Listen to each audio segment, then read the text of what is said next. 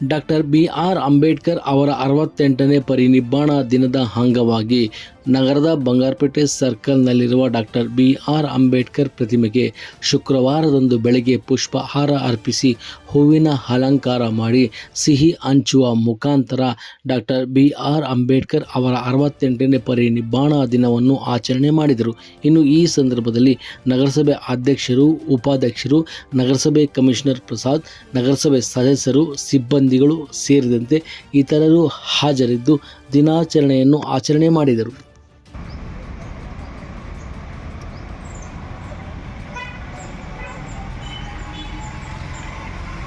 ಈ ದಿನ ನಮ್ಮ ಕೋಲಾರ ನಗರದಲ್ಲಿ ಡಾಕ್ಟರ್ ಬಿ.ಆರ್. ಅಂಬೇಡ್ಕರ್ ಅವರ ಮಹಾಪರಿನಿರ್ವಾಣ ದಿನವನ್ನು ಭಾಳ ಅರ್ಥಪೂರ್ಣವಾಗಿ ಆಚರಣೆ ಮಾಡಲಾಗ್ತಾಯಿದೆ.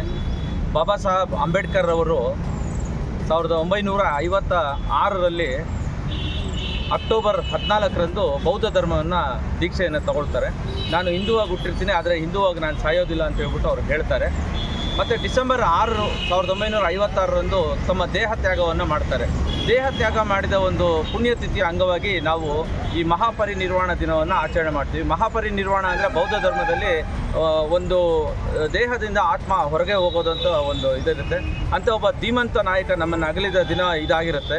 ಮಹಾನ್ ಚೇತನ, ಕೋಟ್ಯಾನುಕೋಟಿ ಭಾರತೀಯರ ಒಂದು ಕಣ್ಣೀರನ್ನು ಒರೆಸಿದಂಥ, ಅಸ್ಪೃಶ್ಯತೆ, ಜಾತೀಯತೆಯನ್ನು ತೊಲಗಿಸಿದಂತಹ ಮಹಾನುಭಾವ ಡಾಕ್ಟರ್ ಬಿ.ಆರ್. ಅಂಬೇಡ್ಕರ್ ಅವರಾಗಿರ್ತಾರೆ. ಅವರು ಅಜಾತ ಶತ್ರುಗಳಾಗಿದ್ದು ಭಾರತದಲ್ಲಿ ನೆಲೆಸಿರ್ತಕ್ಕಂಥ ಎಲ್ಲರೂ ಸಹ ಅವರನ್ನು ಸ್ಮರಿಸಬೇಕಾಗತ್ತೆ. ಮತ್ತು ಅವರು ಏನು ಹಾದಿಯನ್ನು ಹಾಕ್ಕೊಟ್ರು ಆ ಹಾದಿಯಲ್ಲಿ ನಾವು ಸರ್ವ ಧರ್ಮ ಸಮ್ಮೇಳನ ಅಂತ ಹೇಳ್ಬಿಟ್ಟು ನಾವೇನು ಕರಿತೀವಿ, ಎಲ್ಲರೂ ಸಹ ಒಟ್ಟಾಗಿ ಒಬ್ಬರಿಂದ ಒಬ್ಬರಿಗೆ ಸಹಾಯ ಮಾಡಿಕೊಂಡು ಬದುಕಬೇಕಾಗುತ್ತೆ.